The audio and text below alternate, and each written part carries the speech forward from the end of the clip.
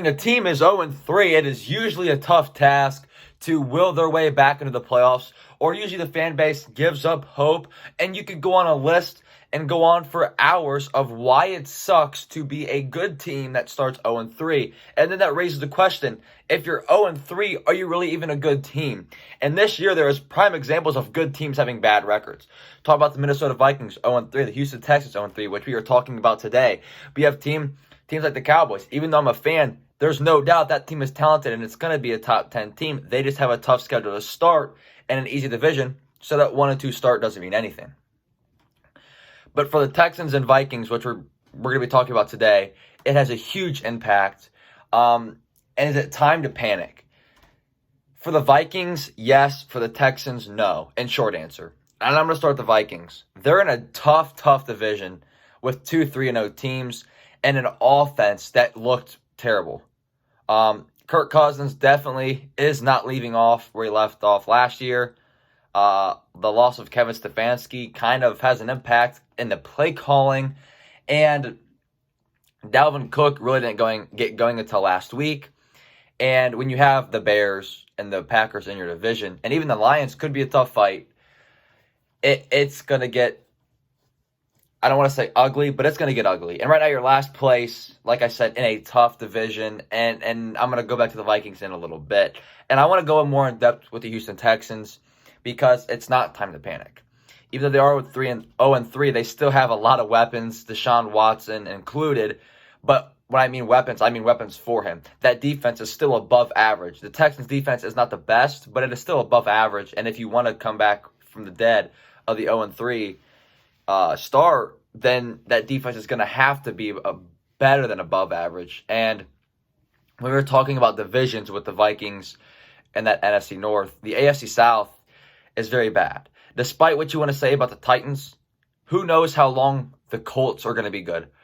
Right now, they're 2-1. They could fall apart. Rivers could, go in a slump down the stretch. Remember last year, Jacoby Brissett was on fire. He got injured, came back, and he wasn't the same person. Now, I'm not saying Philip Rivers is going to get injured, but quarterbacks tend to go down a trend if they start off hot. And I'm not saying Rivers has started off hot at all, but I am saying that there could be a collapse. Obviously, the Jaguars are also there, which they could string on some wins toward the end of the season with Gardner Minshew, but unlikely. They're not going to be contending for a playoff spot or contending for your division. If that extra playoff spot, the Texans still have a very high chance to squeezing it in or squeezing into the playoffs, and I feel like they can. Brandon Cooks is so underrated to me. He's overpaid. And just because you're overpaid, it doesn't mean you're overrated. There are good players on bad contracts, and there's bad players on good contracts. So I think Brandon Cooks' contract kind of undervalues him because Brandon Cooks is very, very good, very, very talented, but he's overpaid, so people tend to view him as a bad receiver. Now, Will Fuller, I made a video last year talking about how our predictions or predicting who would kind of like have a breakout season. And my, top target I kept talking about was Will Fuller. This dude is a stud. And as a Notre Dame fan, I watched him before he went to Houston. And he's just so talented at Notre Dame. And then if you watch him on Houston or on the Texans, he's so talented, he just can't stay healthy. Will Fuller is probably their best receiver on the field right now, but he just can't stay healthy. Can't even speak today.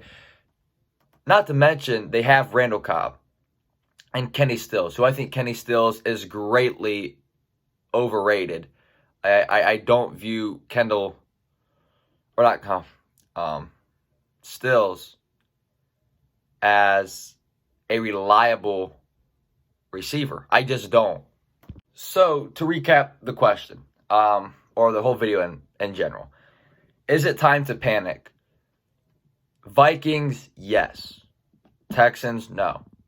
Can the Texans still go down and keep losing? Yes. Can the Vikings go down and maybe start winning? Yes. Is the season far from over? Yes. So both of these teams can come back and make the playoffs with those extra playoff spots in their respective conferences. But I find it harder for the Vikings with their path and their division and in a tougher conference in general everyone's going to say I'm wrong with that. And everyone's say, well, the AFC has the Ravens and the Chiefs. But when you look at the NFC, it's so stacked that it's going to be so hard to get a playoff spot, despite there being extra wild card spot. It's going to be interesting. And the AFC, those wild card spots are going to be wide open, or that last one at least. So there's still hope for every team, whether you're 0-3, unless you're the Eagles and you're 0-2-1 and your quarterback sucks. But that is the video. Thank you guys for watching.